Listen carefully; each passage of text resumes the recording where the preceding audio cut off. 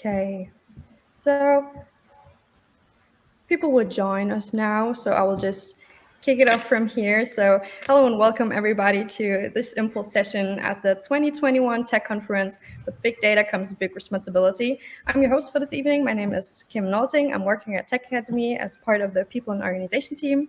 And I have the pleasure to introduce you to this session speaker, Ivana Bartoletti. She's the Global Privacy Officer at Wipro. The company is a leading in international information technology, consulting, and business process services. Ivana is an internationally recognized leader in the fields of privacy, data protection, and responsible technology. In 2019, the Cybersecurity Awards named her Woman of the Year. She published 2 books, the AI book and the book In Artificial Revolution on Power, Politics, and AI. She's the co-founder of the influential Women Leading in AI network. So, Ivana, the word is yours. Thank you so much, and thank you for your kind introduction, and thank you for having me. So first of all, I'm going to not use slides because I think I've been doing sort of 2 years in lockdown using slides all the time, and I feel like I'd like to have more of an interaction. Also because of the topic that I'm going to share some insights with you with, that I think I'd be very, very happy if you would type in some comments, some questions, even if you want to really come in and join and say something. I'd be very, very happy, because this is a topic that I'm exploring myself. It's part of the work that I do at the University of Oxford, where I am a visiting fellow looking at data sharing and the issues around data sharing across the globe. And we'll come to that in a minute. So what I wanted to share with you today is, first of all, that it's really good that you're having these conversations around with big data comes big responsibility. And it's really important that you are having this conversation right now, because what we have seen over the last 2 years with the pandemic has been really, I think, an acceleration on a lot of the trends that we've been building on over the last decades. And I want to share with you what I think these trends have been. So on the one hand, we've had this sort of increase of automation, and as all these trends have been skyrocketed over recent times. But at the same time, what is happening is that there is a new awareness that people have around the use of data. If you think, for example, of the amazing films that have been on Netflix around bias, around algorithmic fairness, around artificial intelligence systems not recognizing the faces of Black women, recognizing the amazing work that academics and activists of the caliber of Joy Buolamwini have done, and all these issues have more and more become mainstream. And this is a radical change, in my view. And that is that for the first time, we've had a massive acceleration on the trends that we'll be discussing. But at the same time, what is happening is that there is a new awareness coming in people. And for a long time, we've been talking about this thing called the privacy paradox. And the privacy paradox basically means, how is it possible that people say they do care about privacy, but then when it comes to the crunch, people give away their data? This privacy paradox is something that is not true, in my view. And academics like Frank Pasquale and Daniel Solov have really looked into this quite carefully. So this privacy paradox is just the idea that, that people are, yes, in theory, they have an interest in privacy, but then in reality, they don't. And you'll hear this discussion, you'll hear that over and over again. Reality is that people choose to give their data and to compromise their privacy because there is no alternative. And often this has been the case. And there is no coincidence that over recent times, companies like Apple, they've made privacy their tenet. They're really a big selling point and a big part of their PR operation, a big part of their comms, a big part of the product. And when both Google and Apple have introduced and the sort of new changes and empowering people to make an opt-in, opt-out choice, then a lot of customers, they have decided to not to be tracked, not to be followed, not to have their browsing activities exploited online. And this is really, really important. And I am glad that companies are realizing this and companies are making the changes that are required to make. And you've heard this morning from some of the leaders in this space who are really embracing this new changing attitude to data privacy. So over the last few years, the trends that we've seen building on over the recent years, the first one is around data accumulation. So we've now entered the era of trillion parameter machine learning models, for example, and they are trained on billion size data sets scraped from the internet. So the quantity of the data that we're looking at is incredible. For example, I mean, there are the data sets like Common Crawl that host so much data, this data has been scraped from the internet, and 100 but by the way, 155 million of this data of the URLs are considered to be sensitive data. Now, in the new era we live in, especially with when we have sort of sort of deep era data sets. Before this era, a lot of the data were collected for a purpose. Now, a lot of data is collected for a generalized purpose, and the trend to data accumulation has been increasing over recent years. And now there are people that really think that, you know, the premise for general artificial intelligence, for AGI, is really having a huge amount of data sort of collected from the web. Without collected basically all available data out there, and this is a trend which is rather has been increasing over the recent years, and is also a trend that has been seen in sort of more and more data being collected, and with that, some issues from an ethical standpoint, because obviously, when you collect all available data, for example, through the internet, to train models, then what happens is some of this data is not good.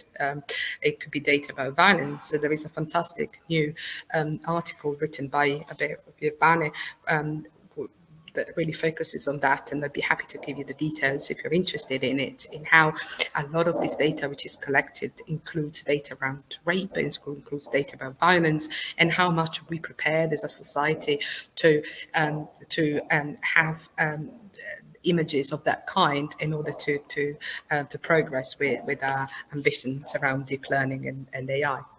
So data accumulation has been a big thing, and we've seen in the pandemic, we've seen data accumulation increasing. We have seen the sort of more data collection happening, and this is a topic that has been heavily debated during the pandemic in itself. The second trend that we have seen over recent time is a trend of datafication, which is the trend of transforming every social phenomenon into data. And this is a trend that, again, we have seen increasingly so happening in recent time. And this trend of, you know, everything which is a social thing, everything that is happening out there can be then translated into a data set, into data. So the trend of accumulation, the trends of datification, and then the other trends that we have seen over recent times has been a trend that people call surveillance, which is the idea that that we can have a lot of information around individuals, and then we can use information to surveil people, whether it's surveillance in the workplace or whether it's surveillance in the public space. And we've had a lot of discussions about this, especially in relation to facial recognition. The European Parliament has approved a resolution just 2 days ago, saying that the facial recognition in public spaces should be banned. And this is an interesting development, especially because countries at the country level, they already perform quite a lot of facial recognition. So we'll have to see how that debate evolves. So these three trends have been the biggest trends over the last few years. And these trends are important for us to reconcile with, because as you are in this virtual room with me, like me, you are extremely passionate about technology, and therefore it's really important to understand that if we want technology to help us build a better place and dignify rather than undignify the human experience, humanize rather than dehumanize human experience, is really important to understand what has been happening over the last few decades with data. The last thing that is really important that has been happening around data is the process of privacy. As I said, we've seen a global alignment around privacy. We've seen over 180 legislation happening that are there to safeguard the data of the individuals. Data protection legislation, privacy legislation. Um, the Europe has been leading with the General Data Protection Regulation, which is rooted into what is a European approach to privacy, which is to data protection, which is based on a human right to privacy, based on the idea that privacy as liberty, as autonomy, and to be safeguarded as a human right. But then we have seen a plethora of legislation happening across the globe. We have seen the United States, where we have interesting developments and eventually a federal law as well in a bit of time. We have seen developments happening in Brazil, and we have seen a legislation, the PIPL, in China, which is a legislation on data protection and privacy for individuals. Really interesting, because that legislation needs to be seen alongside the cybersecurity package in China. So all of that, this increase of legislation around privacy, is really, really interesting. And all across the globe, we have seen this change. And this is really, really important. I've been in this field for a long time, and I work with organizations to uphold the sort of data protection, privacy of individuals, and this is really important. And it's really reassuring to see that there is an increase of legislation happening globally. However, we have been faced with two issues after that. The issues that we're facing with is that alongside the alignment on data protection that we've seen at global level, we've also seen much greater difficulty at sharing data between countries. This has been a really, really interesting dynamics. The more we're aligning on privacy, the more we're valuing data and privacy of individuals, the more we found it difficult to share data between countries. And this is happening for one reason. And the reason why this is happening is because we're witnessing a subtle trend to do a less subtle trend to do data localization as part of the what I call the geopolitics of data. Data localization is the idea that data needs to be localized in a particular country, instead of many different reasons. Sometimes this happens because of the commercial values of the data. Sometimes it happens because it's for privacy considerations. But the trend to data localization has been quite stark over recent years. The European Union has a very interesting approach to this, which is very much in favor of sharing of data, so long as there are essential guarantees that are protected across the globe. So if you live in the EU, if you're a resident in the EU and your data goes to a third country, then you as an individual, you're entitled to expect the same level of treatment of your data that you would have here in the EU. And this is it's been discussed a lot over recent times, especially because of a court ruling called Schrems 2. Schrems 2 is a guy, a lawyer in Austria, who basically said, hey, my data, if I am on Facebook, my data then gets shared with the US. But what is happening in the US is that law enforcement agencies, they have access to my data. And this has become a big problem that has led to the invalidation of the Privacy Shield, which is the mechanism that is used to share data between the US and EU, but it's also what has led to the new standard contract clauses and other mechanisms for sharing data across the globe. But this issue is quite relevant because what is been going on is that it's not just the EU, but this trend to localization has become quite important.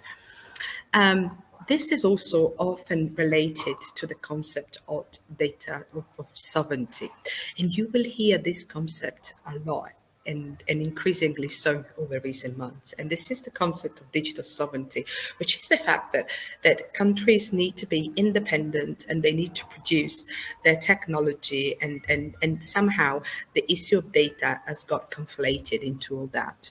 But the concept of digital sovereignty is a concept that has become more and more important over recent time, and particularly with the rise of artificial intelligence, machine learning, and the huge amount of data that these systems need. Um, and um, and of course, the language that sometimes goes with artificial intelligence is very like warlike. You know, we talk about a race in artificial intelligence. Putin a few years ago said whoever leads in AI is going to be leading the world.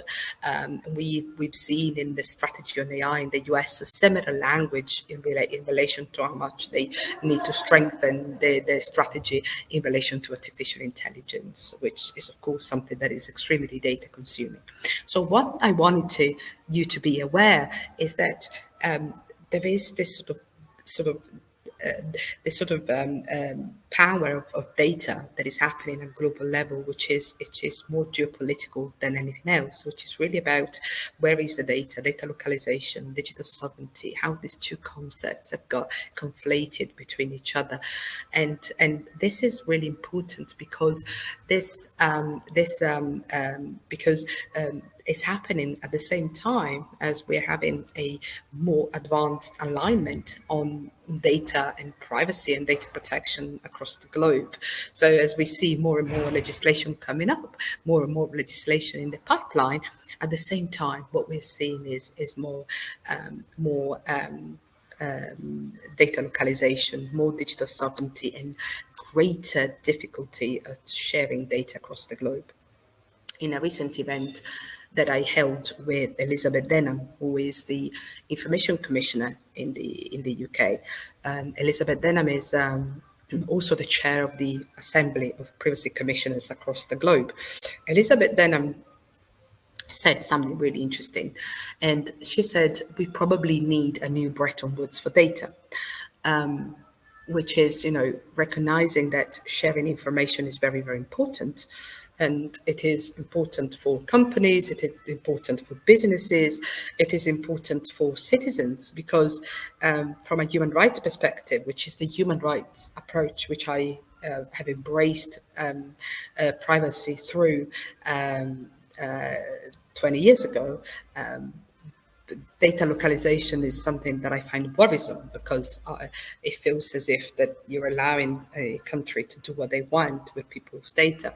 So I prefer greater scrutiny coming from free flow of information across the globe with standards. So what she's calling for is a convention of countries that sign up to a certain degree of protection and agree a certain degree of protection to be able to share information across the globe. And this is something that Elizabeth Denham has been pushing for, which I find really interesting. Of course, there are already tools in place. For example, we have the Convention 108, which is the Council of Europe, which is far bigger than the EU. So there are already tools that can be explored, but certainly this is an important issue for everybody.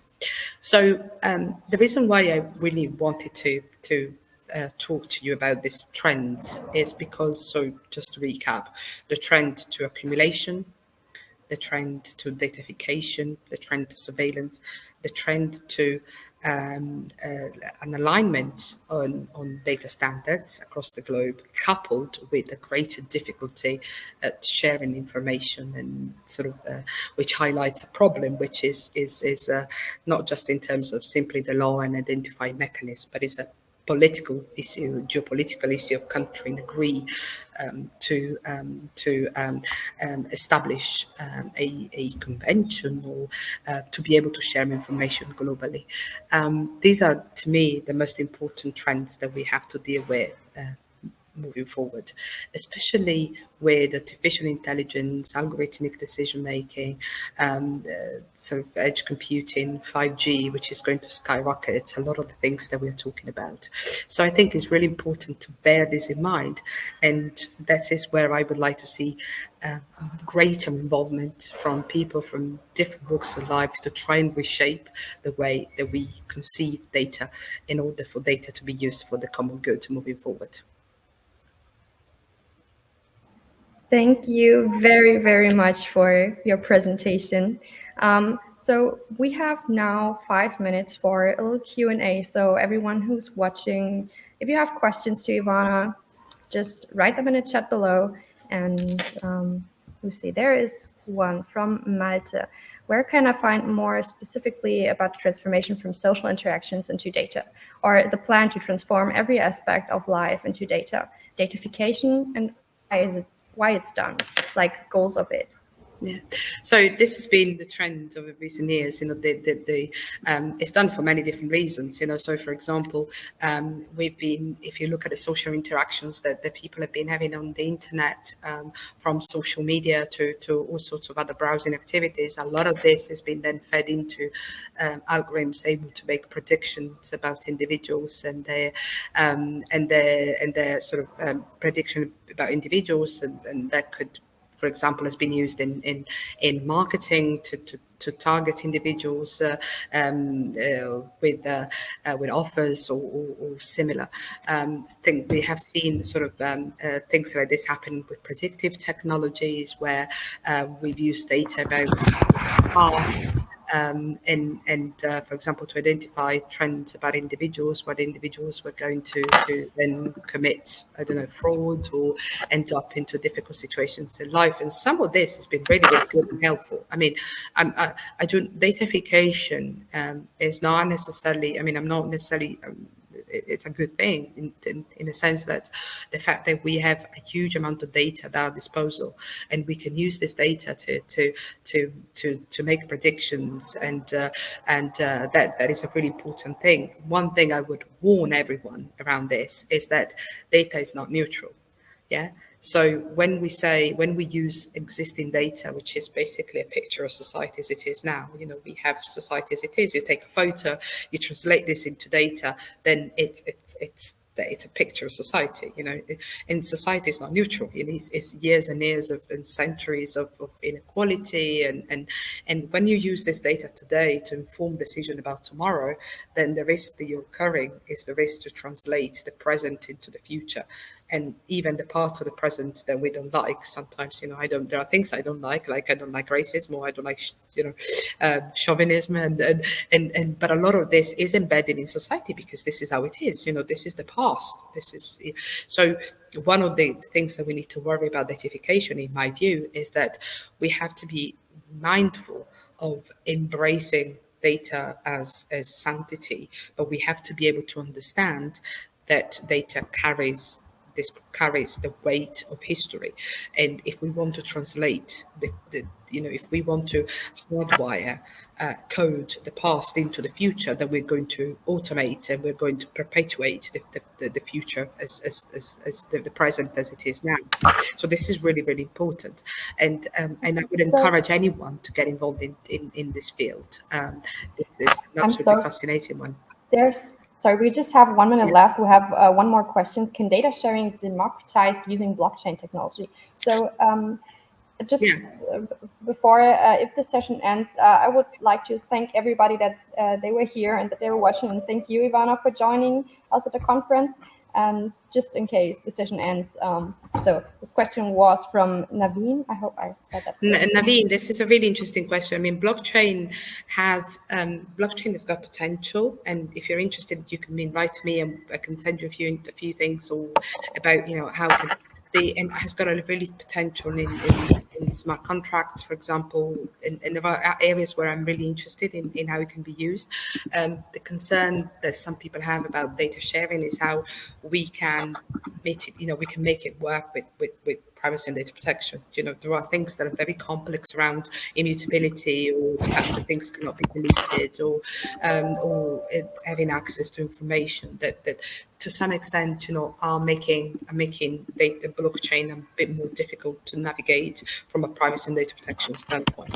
Having said that, I think we need to find a way forward, and I can certainly see that there are excellent uses of blockchain that we can rely on. Thank you so much. So for everyone who's watching, I just sent a link to Ivana Bartoletti's website in the chat, so you can get some more information there and write her. Ivana, thank you very, very much for joining us at this year's conference and for answering these questions of Thanks to someone you who's for having me. interested. Get in touch with me for any questions or anything. I'd be happy to talk further. Okay, bye-bye. Bye, Yes, everyone. wonderful. Thank you very much, and have a good day, everybody. Join the other sessions, and yes, enjoy the weekend. Thank you. Goodbye. Bye.